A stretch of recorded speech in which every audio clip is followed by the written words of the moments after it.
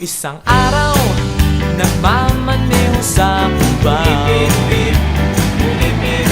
Aking nakita, babaeng saksakan ng ganda. Sinundan ko ang kotseng sinasakyan niya. Hindi ko nakitang may dumarating pala. Hindi ko naiwasan, kami bigla nagkabanggaan. Nung magkamalay, ay nasa ospital na ako. Nasikaso ng doktor na pili ng nanay ko. Biglang-bigla na lang ang nurse nandyan na. At para kong nakitang anghel sa ganda. Kahit nagdidiliyo, itong nasabi ko sa kanya. Ale, nasa